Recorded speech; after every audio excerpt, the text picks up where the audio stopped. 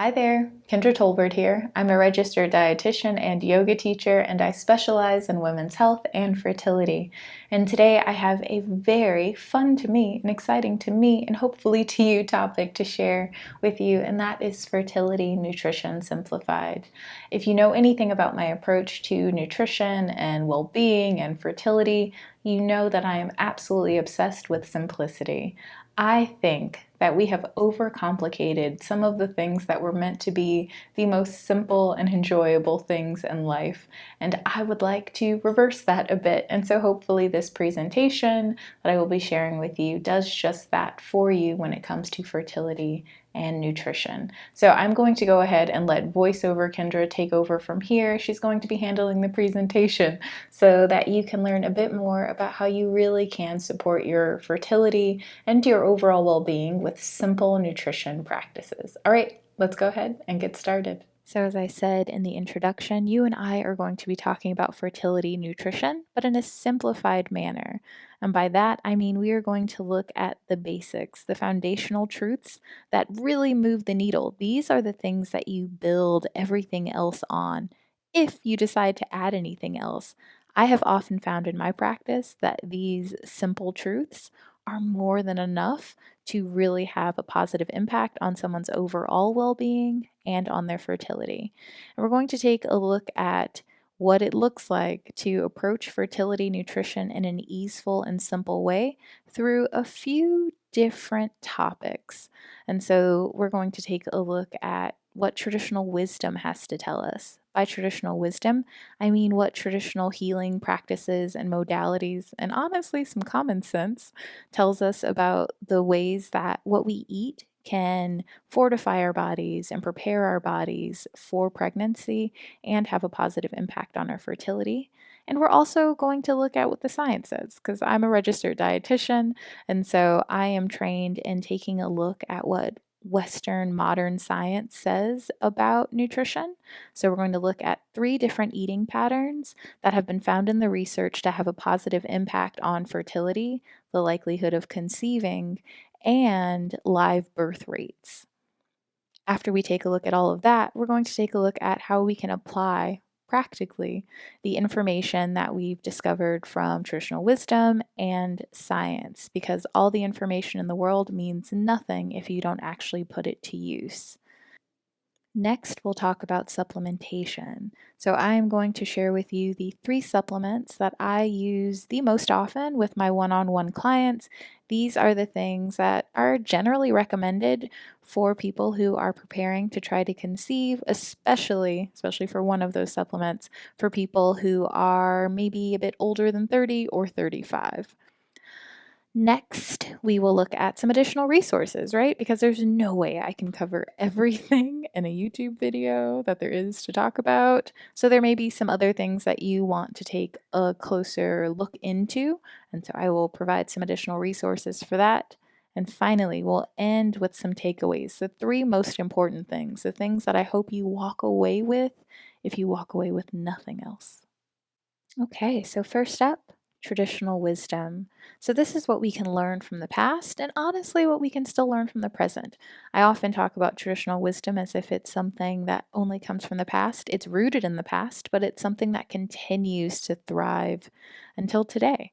So, when we look at many of the forms of traditional healing modalities, when we look at what people just kind of intuit and know, what to do when they're preparing their bodies for pregnancy, we see that there's an understanding that fertility and overall health are interconnected. They're not separate. It's not something you suddenly turn on because you're trying to conceive. Fertility is there along the way, the entire time, from puberty until menopause. You are being given information about your fertility and you're having an impact on your fertility. And the same things that have a positive impact on your heart health, on your brain health, on your muscle health can also have an impact on your fertility because, again, everything is connected. The other thing that I often love to draw out from traditional wisdom and traditional medicine practices is that there's more to nourishment than just nutrients, right? It's not just about the vitamin A and the vitamin D and the vitamin E and the omega 3s. It's about every bit of what food has to offer us. It's the connection to community, it's the connection to our roots, to our culture. It's the safety and comfort that it provides us with. And for some, it's also this idea that foods energetically have a different impact on different parts of our body, right? Or an impact in different ways on our health, depending on their own energetic signature and our unique constitution. And the very most important thing I think that we can take away is that it looks different for all of us. There is no cookie cutter one way to eat for fertility. If that were true, we wouldn't have all of the different people that exist all around the world, because all around the world, people have access to different foods and different practices, and yet here we all are existing, despite the fact that we didn't have Western Americanized kind of nutrition science to tell us what to eat all around the world.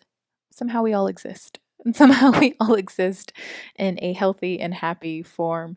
So it really can look different for all of us. And we see that when we look at the ways that we have thrived around the world. In a lot of ways, modern Western science confirms what people have always known about food and nutrition. We do have science that really shows and gives us more details around how nutrition can impact our chances of conceiving. So we know that nutrition behaviors do affect our ability to conceive. Nutrition behaviors also impact our likelihood of having a live birth, and those same nutrition behaviors can have an impact on your health during your pregnancy, the health of your pregnancy, and your baby's health, and even the health of that child well into the rest of their lives, right? For the rest of their lives, really. So there are three fertility supporting eating patterns that I tend to use with clients when I'm working with them one on one. And these are eating patterns that have come up in the research that researchers have discovered when they have, interviewed people to figure out how were you eating before you were trying to conceive. And they realized that there were particular principles that seemed to be common, and the more closely people stuck to a range of principles, the more likely they were to have a positive outcome. And so they put that together and they called it a diet, right? A way of eating, or as I refer to it, as an eating pattern. So when I'm working with someone who is preparing to start trying to conceive, they've reached out to me 3 months, 6 months, maybe even a year before they've decided that they actively want to start trying to conceive, which, let me put a pin right here, that is ideal, right? You really do want to prepare your body before you start the process.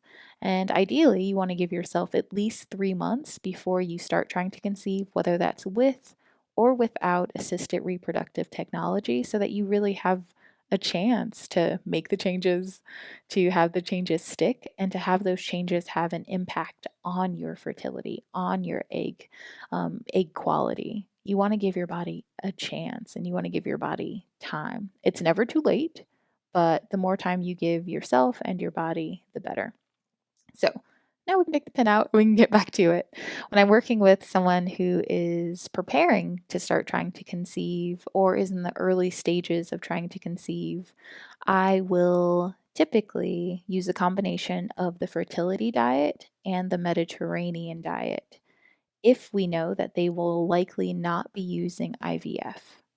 For my clients who are using IVF, know that they will be using IVF down the road, then I use the combination of the Mediterranean diet and the pro-fertility diet. The fertility diet has a number of principles that are a part of it. And so the first one is to choose slow carbs. Now, this principle, I think, definitely deserves tons of attention because there's so much emphasis placed on avoiding carbs or going low carb or going keto when someone is trying to conceive. And really, what the research seems to say is please have carbohydrates, right? We need them for energy. The foods that are rich in carbohydrates provide us with a ton of nutrients. So you don't want to avoid carbohydrates, but when possible, it does make a lot of sense to choose ones that have more resistant starch and fiber in them to one, support your gut health and to provide your body with the fiber that it needs to properly eliminate any sort of waste. You know what I mean by that? To keep everything flowing freely and flowing nicely, which has an impact on your hormones, and also to keep your blood sugar nice and steady. So the idea here is not to go low carb.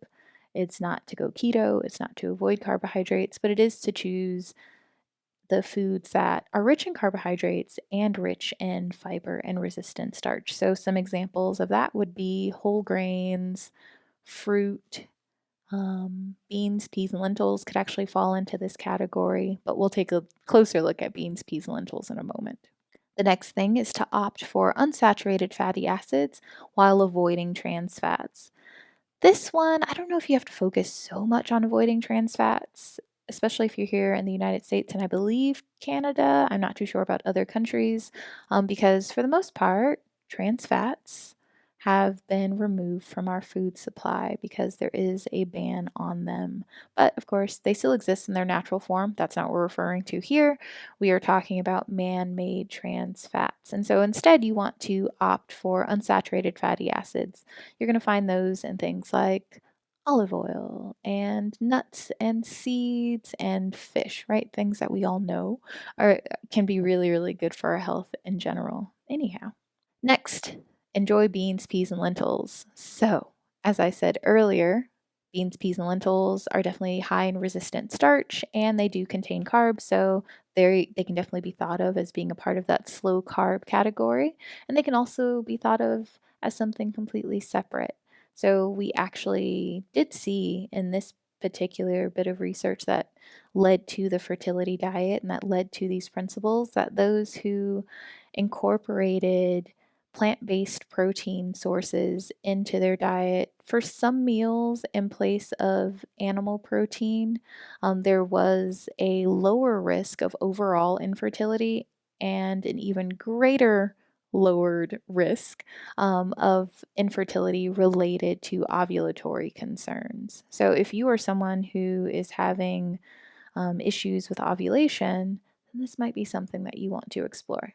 This did not say that you have to completely eliminate animal protein. It does not say you have to go vegetarian or vegan, but look for ways to incorporate more beans, peas, and lentils into your eating pattern and into your meals. This one was actually a pretty big deal when it was discovered because there was still this push to go low fat with everything. But what came up was that full fat dairy, if someone consumes dairy and can tolerate dairy, can actually be quite protective. So if you are someone who does eat dairy, who does enjoy dairy, but you've been choosing low fat or fat free because you thought it was healthier, you might want to take a closer look and you might want to explore full fat or whole fat dairy options. And last but not least, load up on micronutrients. Now, I put this one here the way I put it here because it really puts everything together into a single category, right? It's so easy to think that you have to eat from this specific list of foods, but you don't. Just eat a variety of foods that have a variety of micronutrients. So, that means eating lots of different beans, peas, lentils, nuts, seeds, fruits, vegetables, whole grains, and taking a prenatal supplement, which we will talk about later. Next up, we have the Mediterranean diet, which we're actually going to talk about before we look at the principles, exactly what is meant by the Mediterranean diet and how researchers determine whether or not someone is following what they've called a Mediterranean diet. When we look at the food questionnaires that researchers often use when they're determining how closely someone is aligned with the principles of the Mediterranean diet, we see that they're not asking them, do you eat these recipes? do you eat these foods from this region? What they're usually asking them is, how often do you eat fruits and vegetables? How often do you eat olive oil? How often do you eat nuts and seeds and whole grains? How often do you eat poultry versus red meat? How often are you having seafood? Those are the types of questions that they're asking. Those are pretty broad. And those are not foods or even food groups that would be specific to one region in the world, right? Those are actually things that we pretty much all have access to in some way or another, right? So I just want to dispel the myth that in order to follow a Mediterranean diet, you need an Italian cookbook, because I think that's what a lot of people walk away with. All right, so now that that's out of the way, let's see what the principles of a Mediterranean way of eating include. So it includes enjoying olive oil and other monounsaturated fatty acid rich foods. So that's things like avocados, olives, avocado oil, and lots of different types of nuts and seeds, and nut butters and seed butters.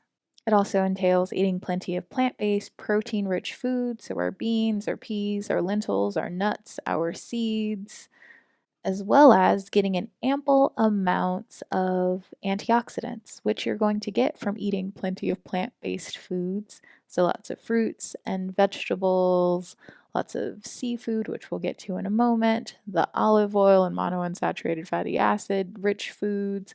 All of those are going to have antioxidants. And last but not least, opting for seafood and poultry while enjoying red meat sparingly.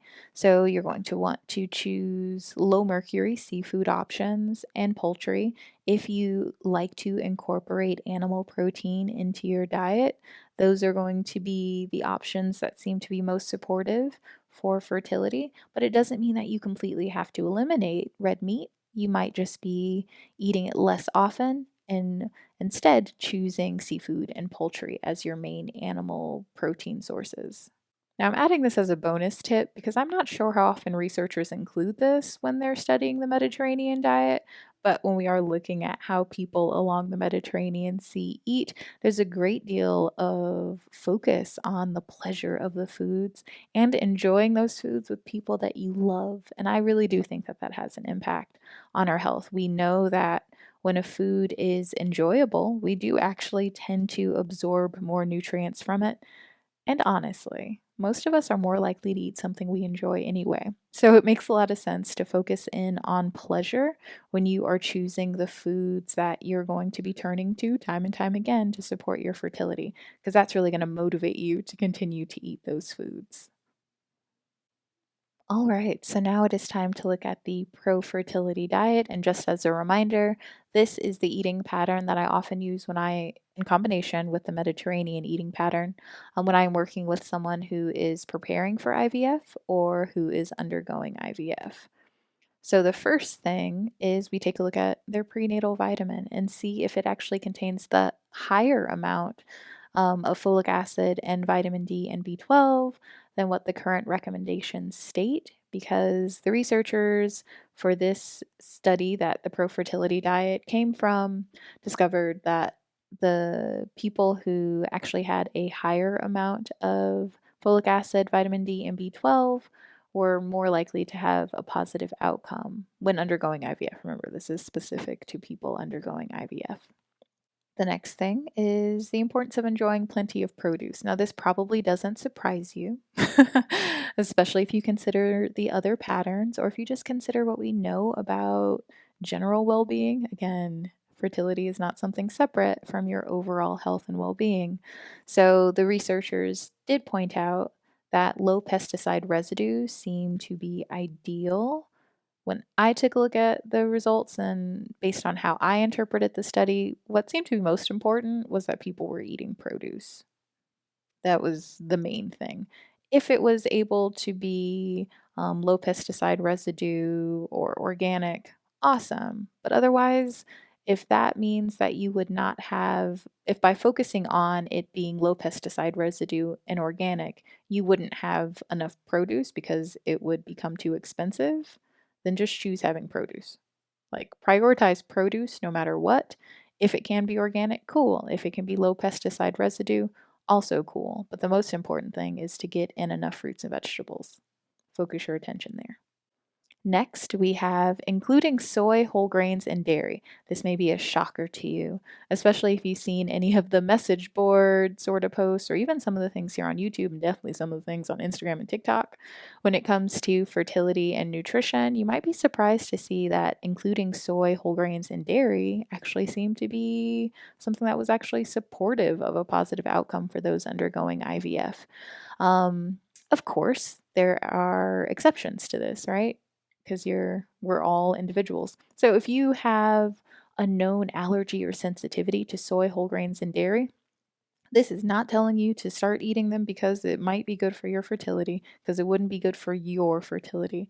But if you're someone who has been avoiding them or fearful that maybe you're making the wrong choice because you read or heard somewhere that maybe you shouldn't simply because you're experiencing some fertility challenges, you might want to reconsider that because the research that we have doesn't seem to be in line with some of the popular ideas around fertility, soy, whole grains, and dairy. So, might free you up a bit to enjoy some foods that you may have unnecessarily given up.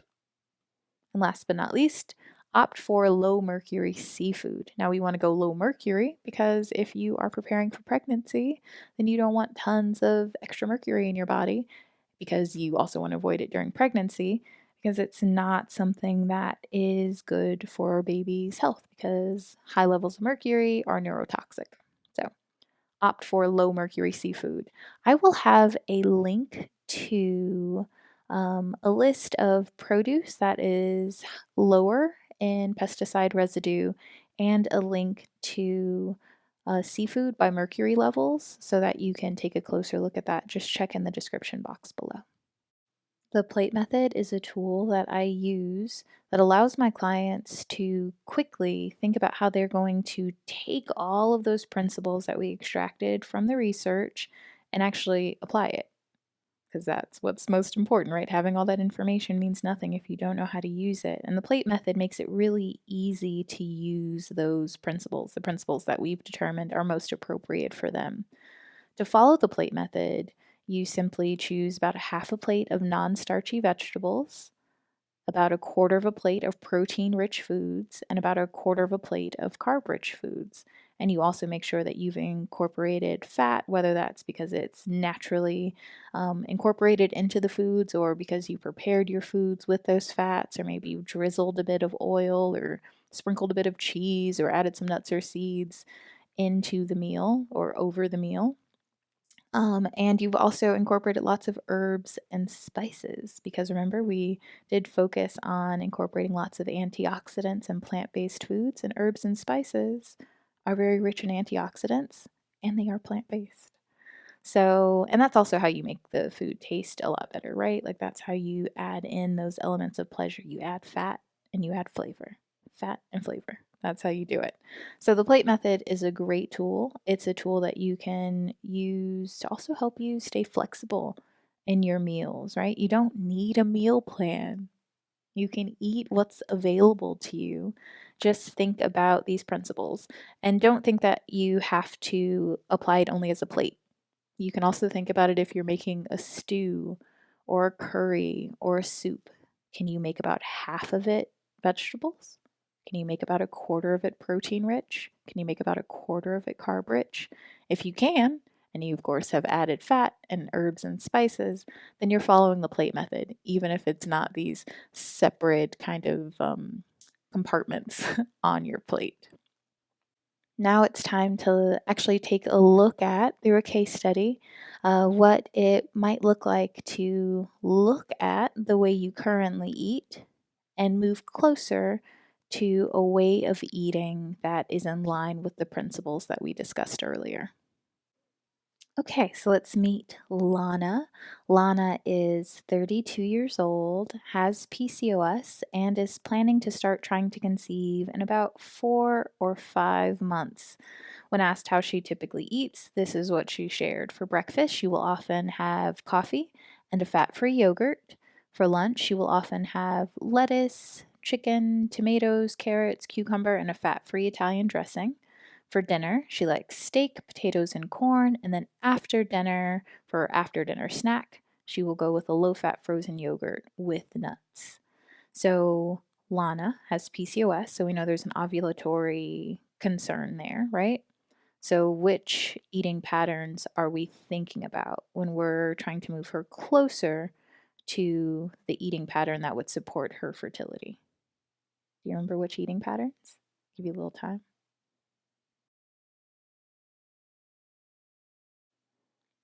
Right. So the fertility diet and the Mediterranean eating pattern. Lana is also not actively trying to conceive yet. So we don't know if she might need to turn to assisted reproductive technology. We'll assume that she doesn't at this point, and we know that she's come to us within that time frame that is ideal so that she has time to make the changes and the changes have time to impact her health. So we know that we want to move her closer to the fertility diet and the Mediterranean eating pattern. And we know that we have some time to do so. So we don't have to change everything at once. We're going to keep it simple. We're going to keep it doable. So here's an example, and just one example, of how Lana might want to change her eating pattern to more closely align with the principles of the fertility diet and the Mediterranean diet, though there's lots of different ways to do it. So let's see what I recommend this go round, and down the road might make different changes. So for breakfast, we went from coffee and a fat-free yogurt to coffee with full-fat Greek yogurt, right? Because we know that that full-fat dairy can be really helpful or can be protective against ovulatory infertility. We also added in some fruit and some flax seeds. Now we added the fruit, we added more fiber, and we added in more antioxidant-rich more antioxidants. And we also added in flax. So we added in more unsaturated fatty acids. We added in more fiber. We added in more plant based protein. So we added in quite a few things, but it's really not that different from how she was eating. And it's no harder, really, to prepare, right? She can prepare the fruit in advance and have the flax measured out, and she just has to add it to a full fat Greek yogurt. This is probably also going to keep her satisfied for a lot longer because it has more fiber, it has more protein, and it has more fat. I think she's going to enjoy it a lot more. Something else we could add, but don't have to add, would be some cinnamon, right? We talked about how herbs and spices are high in antioxidants, so she can add that as well, and it'll add a little more interest and flavor. For lunch, we went from a salad with lettuce, chicken, tomatoes, carrots, cucumber, and fat-free Italian dressing to a salad because she's going to a salad bar. She's not trying to now have to prepare her lunch all the time. She still wants to just be able to go with her coworkers down to the salad bar and get something quick. So now she's going to try lettuce with shrimp so that we have that seafood that we talked about, that low mercury seafood. She's still going with the tomatoes and the carrots and the cucumbers, so things that she enjoyed before. Now she's also adding olives for that monounsaturated fatty acids, and she's also adding in chickpeas for that plant-based protein, and she's going with regular Italian dressing because there's no reason to go fat-free. The fat in the olives and, of course, in the shrimp and in the Italian dressing are actually going to help her absorb more of the nutrients from her lettuce and her tomatoes and her carrots and her cucumbers. And it's going to help her blood sugar stay steady for a lot longer. It's going to leave her more satiated. So that is a good thing. Now we went from dinner of steak, potatoes, and corn. Nothing wrong with any of these foods, right? It's just we're looking for a way to add in some variety and change things up for her a bit to steak or chicken. She hasn't had chicken that day, and we know that she liked chicken at lunch, but she can still have steak as well. She might just want to play with not having steak too often because we know that we want to opt for poultry and seafood more often than red meat, but steak can still have a place in her eating pattern. We're going to go with potatoes or corn, so we're going to choose just one carb-rich starchy vegetable instead of two, and then we're going to add in a non-starchy vegetable via the cabbage. For her after dinner snack, Instead of low-fat frozen yogurt with nuts, which she was kind of enjoying, but not a ton, she would have preferred regular ice cream. We're going with regular ice cream, right? Because regular ice cream is made of whole-fat dairy. So we are here for that. And she's adding nuts because she enjoyed that before. And we're going to add in some berries to add in some more antioxidants and anti-inflammatory properties and color and variety and texture and flavor to make this even more enjoyable for her. I would love to know what sort of changes you would make based on how she ate previously to more closely align her to the fertility diet and the Mediterranean diet. So feel free to share what recommendations you would have for Lana. But here's what I came up with. But again, there's more than one way to make these sort of changes and move her closer. Just one example. Next, we have Layla. Clearly, I like L names. So, Layla is preparing for IVF. She hasn't yet started stimming. She's not about to do her retrieval next week. She knows that she has about 3 or 4 months before the process actually gets started. So, she's preparing her body, ideally, right? That's the ideal, well before she gets started. So, she's fortified and she's ready for what's ahead. So for breakfast, Layla often skips it. She just doesn't eat it. Mostly because she doesn't have time for it, right? She just doesn't have time to stop and cook something. She'd like to, but she has things to do. For lunch, she will often have a sandwich, so turkey on white bread with mayo and mustard. For a snack, she'll have an orange, and then for dinner, she'll have white rice, chicken, and red beans. Now, do you remember which eating patterns we would want to move Layla closer to? Remember, she's going to be undergoing IVF.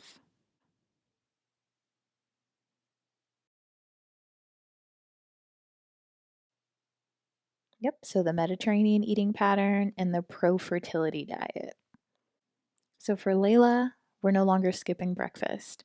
We are going to have a smoothie because that is quick and easy for her to prepare. It's actually something that she can get started preparing the night before or even a week before by adding all of her ingredients to a Ziploc bag and putting it in the freezer, except for the liquid. So for her, she decided that she really likes these flavors together. So she's going with a banana, carrots, soy milk, ginger, chia seeds, and avocado. So she's got her carb-rich food, she's got her fiber-rich vegetables, she's got her soy milk, ginger, chia seeds, and avocado. So she's pretty much covered most of the principles right there for breakfast. And then for lunch, she's still going to go with a sandwich, right? She enjoys it. And it's something that is easy for her to make. It's something that's also easy for her to find. So she's going with the deli turkey still. But this time she's going to add it to, or she's going to have it on whole wheat bread. She's still going with the mayo and the mustard. Now she's adding lettuce and tomatoes with some cucumbers and hummus so that she's adding in more vegetables, so that she's adding in a greater variety of nutrients and more fiber as well.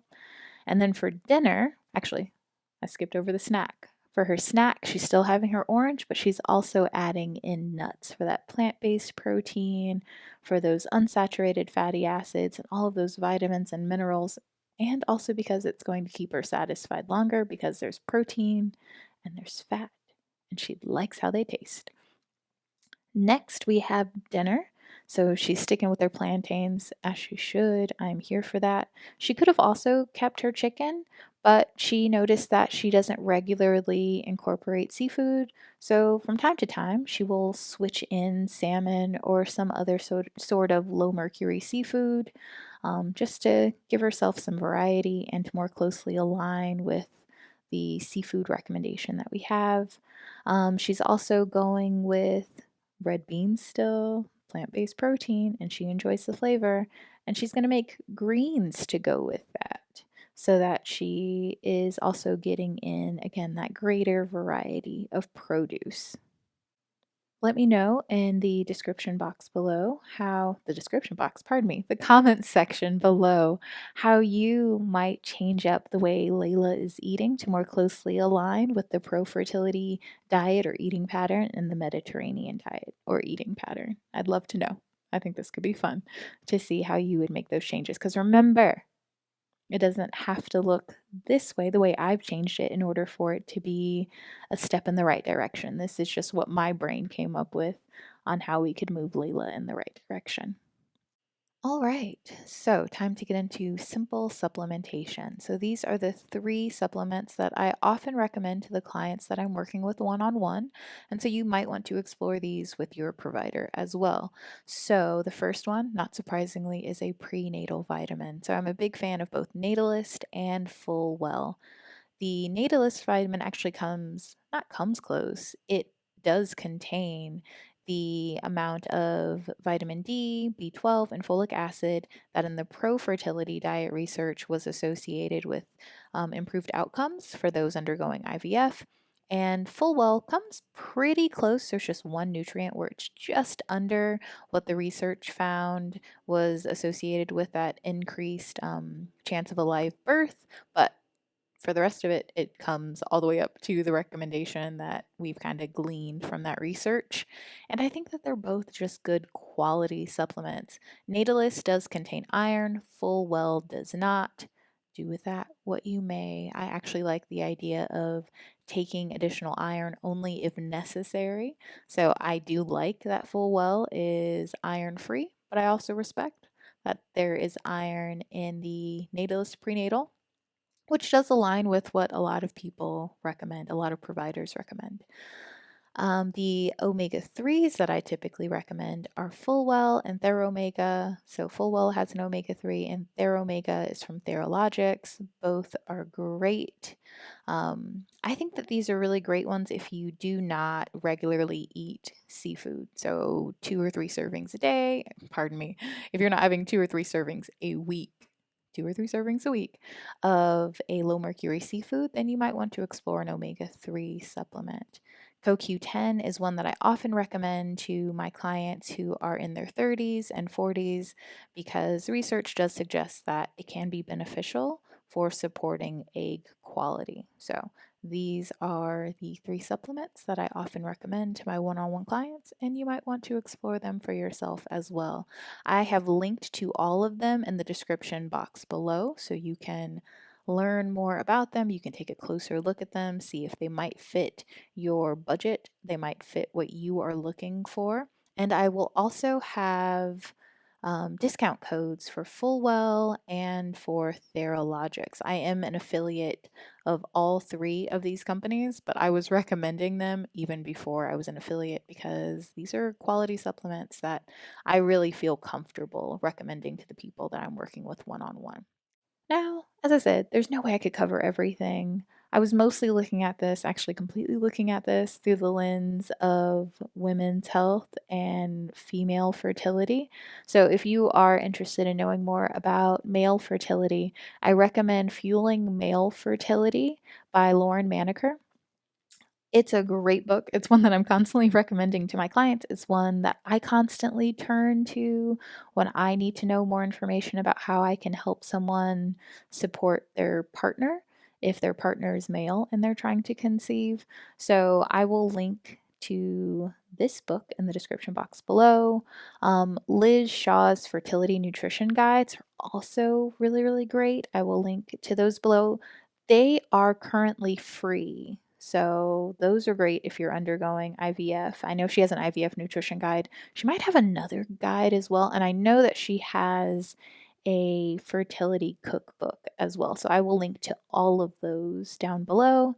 And then if you have PCOS, I'm a big fan of A Balanced Approach to PCOS by Melissa Groves-Azero. So that is a great book if you have PCOS and want to know more details about PCOS and nutrition. So we covered a lot, right? You may not remember all of it, and don't try to, and don't think you have to apply everything. Just choose a few things that are doable and seem enjoyable to you. And I promise you that's going to have a big impact. You don't have to do everything, and you don't have to do everything perfectly to move in the right direction and to have a positive impact and improve your chances of conceiving and having a live birth. But if you're like, even just a few of these is too much. I hope you walk away with these three things. These three things. These are the three most important things, I think, when it comes to fertility nutrition. Number one is to eat enough. You want to communicate to your body that this is an environment that is safe and supportive, that it can not only support you, but that it can support a future, a future life, another life. I often think about food and I can't remember who. I really wish I could remember who, but just know this wasn't a completely original thought. I was influenced by someone to think about food this way. But they think about food as a messenger from the environment that is letting your body know what is going on in the environment. And when we think about that with fertility, I think one of the most important things that the environment can tell your body, or you can tell your body through the environment and by taking in food, is that there's enough here and we're safe. I can think of no more important thing than that. The next thing is to eat a variety of foods. So even if you forget, does she say low mercury? Does she say organic produce? Does she say plant-based protein? You don't need to remember all those details. It's nice if you do, right? You can really zoom in and tailor it. But if you eat a variety of foods, you're probably going to hit a lot of those marks anyway, just as a result of not avoiding any food groups. So really focus on variety. That way you're hitting all those different food groups and all those different principles just as a result of choosing a lot of different things each meal, each snack, each day. And last but not least, eat what you enjoy. Pleasure matters. It's what motivates you to continue with behavior change. It's what gets you excited about continuing with a new behavior. And as I said earlier, we do know that when a food is more pleasurable, you actually absorb more nutrients from it. So choose what you enjoy, choose what comes from your culture, choose the things that make you excited about food. And also enjoy foods from other people's cultures. I'm not saying you can't do that, but I know a lot of us feel like we have to give up our cultural foods in order to move closer to health because we only see one picture of healthy eating. So choose what you enjoy and what you have access to. Don't feel like because you don't have access to it, somehow you're missing out. There are plenty of ways to eat a variety of foods and eat enough and move closer to those principles that we discussed with the foods that are available in your local area. And I'd like to leave you with some words to maybe live by, but at least to eat by. And these are words that I came across while watching an episode of Quantico where the villain, Susan Landon, was speaking to a student. Now, even though she was a villain, these words were wise. They really were. They were wise and they were true. So those words are finding the truth can be simple. It's accepting the simplicity that's hard. You are going to continue to hear and be exposed to things that might make you think and feel that supporting your fertility with nutrition has to be complicated, it has to be hard, and it has to be extreme in order to be impactful. But that's simply not the truth. Something can be simple and easeful and still be effective. And I hope that you carry that with you as you learn more, as you explore more, and as you discover what is right and true for your health and your body. I hope that you have enjoyed this video. Please let me know what you thought about it. I really do hope that it was helpful for you. All right, enjoy the rest of your day. Be well and bye for now.